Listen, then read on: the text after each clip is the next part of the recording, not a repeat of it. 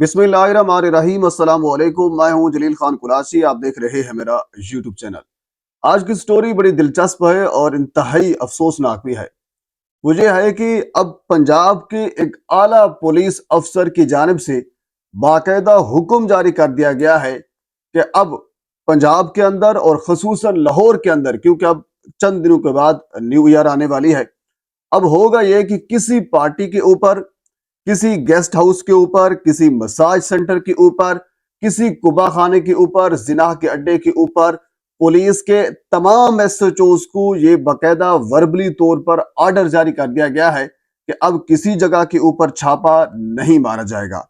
और सिर्फ एक शख्सियत को बचाने के लिए यह काम किया गया है। स्टोरी क्या है, ये कैसे हुआ है और किस पुलिस अफसर ने, ये आला पुलिस अफसर ने ये अहकामात जारी किए हैं, वो आपके सामने रखना है।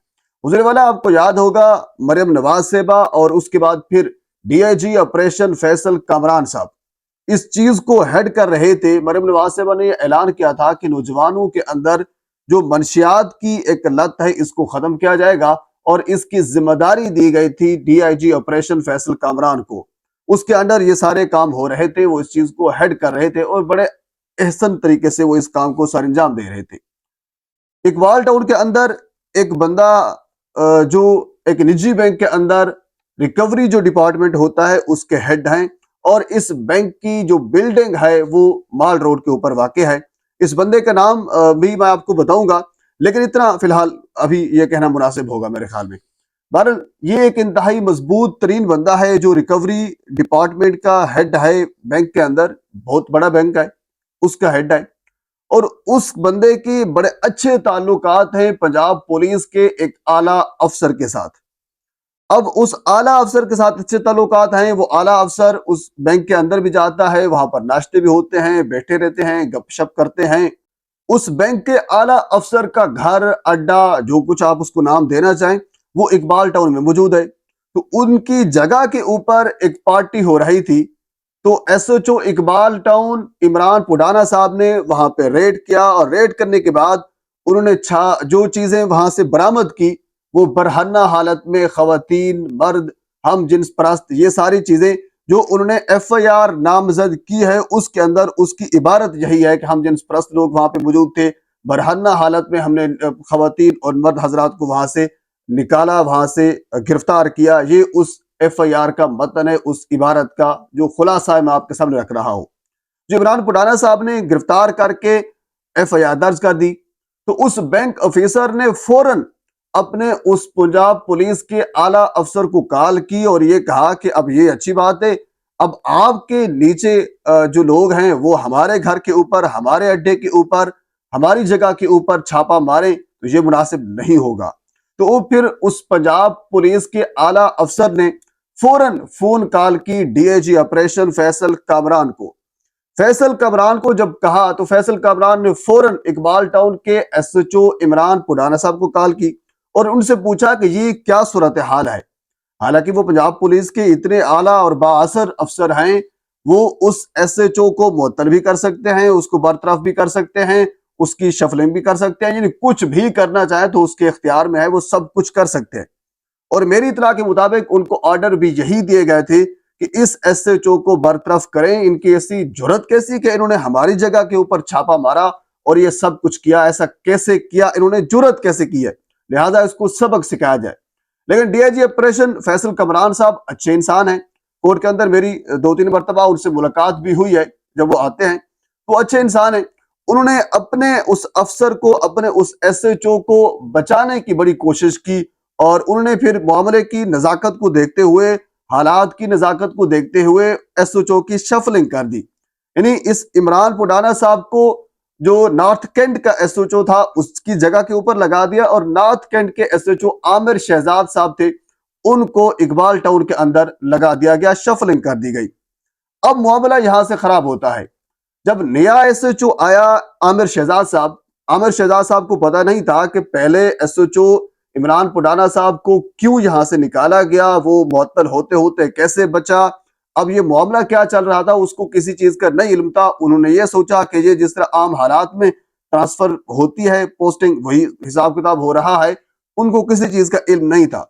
اور انہوں نے آتے ہی اسی جگہ کے اوپر ناکا لگایا جہاں سے پارٹی ہوتی ہے، جہاں سے لوگ آتے جاتے ہیں، ناکا لگایا اور پھر بندوں کو گرفتار کیا۔ گرفتار کرنے کے بعد جب اس بینک کے اعلیٰ افسر کو پتا چلا کہ ایک مرتبہ پھر جو نیا ایس ایچ او آیا ہے انہوں نے وہی کام دوبارہ سے شروع کر دیا ہے، ہمارے لوگوں کو گرفتار کرنا شروع کر دیا ہے، اب تو معاملہ خراب ہوتا جا رہا ہے، تو اس بینک کے اعلیٰ افسر نے عامر شہزاد صاحب کو، جو اقبال ٹاؤن کے ایس ایچ او ہیں، ان کو کال کی اور کال کر کے کہا کہ آپ کو نہیں پتا جو عمران پڈانا صاحب کو ہم نے کیسے نکالا؟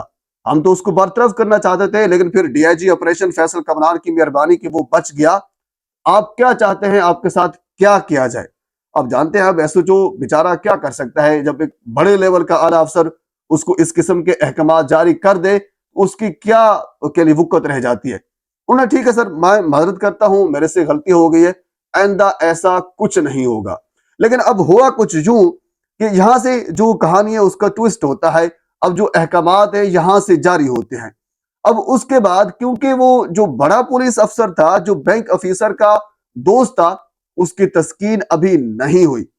انہوں نے کہا کہ وہ جو پہلا ایس ایچ او تھا عمران پڈانا صاحب، جو اس وقت نارتھ کینٹ میں لگے ہوئے ہیں، اور اسی طرح عامر شہزاد صاحب یہاں پہ آ گئے ہیں، باقی بہت سے جو ایس ایچ اوز ہیں مختلف تھانوں کے اندر، تو لہٰذا وربلی طور پر تمام ایس ایچ اوز کو کہ اب کے بار کیونکہ نیو ایئر بھی آ رہی ہے، یا اس کے علاوہ بھی لاہور کے اندر کسی کبا خانے کے اوپر، کسی مساج سینٹر کے اوپر، کسی گیسٹ ہاؤس کے اوپر، کسی پارٹی کے اوپر، کسی زنا کے اڈے کے اوپر آپ نے چھاپا نہیں مارنا۔ تمام ایس ایچ اوز کو وربلی طور پر یہ آرڈر کر دیے گئے ہیں۔ اب آپ اندازہ کریں کہ جو عمران پڈانا صاحب، جنہوں نے میرٹ کے اوپر پرچہ دیا تھا، گرفتاریاں بھی کی تھی اور سب کچھ اپنی آنکھوں سے دیکھا تھا، سب کچھ میرٹ کے اوپر کیا تھا، اس کو میرٹ کے اوپر کرنے کی بنیاد کے اوپر اس کو سزا دی گئی ہے، ان کو دھمکیاں بھی دی گئی ہیں، بڑی مشکل سے ان کی نوکری بھی بچی ہے، اور ان کو وہاں سے شفلنگ ان کی بھی کر دی گئی ہے۔ نئے آنے والے ایس ایچ او کو باقاعدہ طور پر وارننگ دی گئی ہے کہ ایسا کچھ نہیں کرنا۔ اب اس کے بعد کیا ہوگا؟ انڈرسٹوڈ ہے، اس کے بعد یہی ہوگا کہ جو منشیات کا بازار ہے وہ گرم ہوگا، رشوت کا بازار گرم ہوگا، کیونکہ ایس ایچ او کے بعد جو 371A یا پھر 371B کی بنیاد کے اوپر جو وہ پرچہ درج کر سکتے تھے، اب وہ ان کے پاس اختیار ہی نہیں ہے۔ آئین و قانون نے ان کو اختیار تو دیا ہوا ہے، لیکن اعلیٰ افسر نے یہ ان کے پاس اختیار نہیں رکھا، تو اب ان کے پاس کسی کو گرفتار کرنے کا، ایف آئی آر درج کرنے کا، پرچہ درج کرنے کا اختیار نہیں ہے۔ تو اب انڈرسٹوڈ کیا کریں گے؟ تمام ایس ایچ اوز یہی کریں گے کہ ان لوگوں کے ساتھ مل کر ان کی پارٹیوں کے اندر شرکت بھی کریں گے، کھانے پینے کی چیزیں بھی منگوائیں گے ان سے، اور ان سے اپنا حصہ بھی مانگیں گے۔ ظاہر سی بات ہے، جب وہ راستہ نہیں ہوگا تو پھر اسی راستے کو چوز کیا جائے گا، اور اس راستے کی اعلیٰ افسران کی جانب سے اجازت بھی ہے۔ اب اس کا یہی ویژن ہوگا۔ اب اس حوالے سے مریم نواز صاحبہ نے جو اعلانات کیے تھے وہ دھرے کے دھرے رہ گئے ہیں، اور فیصل کامران صاحب بھی بیچارے کیا کر سکتے جب ان سے اعلیٰ افسر نے یہ ایک آرڈر جاری کروائے ہیں، تو اب وہ اس حوالے سے وہ کیا کر سکتے تھے؟ اب آپ بہتر جانتے ہیں کہ فیصل کامران اس وقت ڈی آئی جی آپریشن ہیں، ان سے اوپر کتنے افسران ہیں اور کون کون سے افسران ہیں۔ بہرحال میں ابھی زیادہ تفصیل میں نہیں جانا چاہتا، اگلی ویڈیو کے اندر میں آپ کو اس بینک کے جو ریکوری ڈپارٹمنٹ کے ہیڈ ہیں، مال روڈ کے اوپر اس بینک کی ایک عمارت ہے، بڑا بینک ہے ویسے دیکھا جائے تو اس کے، اور اس کے علاوہ کیونکہ وہ ریکوری ڈپارٹمنٹ کے ہیڈ ہیں تو ریکور کرنا ہوتا ہے کچھ چیزیں، تو پولیس کے ساتھ ان کے معاملات بھی ہوتے ہیں، اور ریکور کرنے کے بعد پھر بہت سی چیزیں جو ہیں وہ یعنی خرد برد بھی کی جاتی ہے، اور بہت سے پیسے پاکستان سے باہر بھی بھجوائے گئے، یعنی بہت سی تفصیلات اور بھی سامنے آ رہی ہیں جہاں تک میں نے ریسرچ کی ہے اور جو ذرائع مجھے بتا رہے ہیں۔ اس کیس کے حوالے سے مزید جو کچھ میرے تک پہنچے گا بر وقت آپ تک پہنچانے کی کوشش کروں گا۔ ایک مرتبہ آپ سے گزارش ہے میرے چینل کو سبسکرائب کر دیں تاکہ آنے والی ہر انفارمیٹیو ویڈیو آپ تک پہنچ سکے۔ اللہ حافظ۔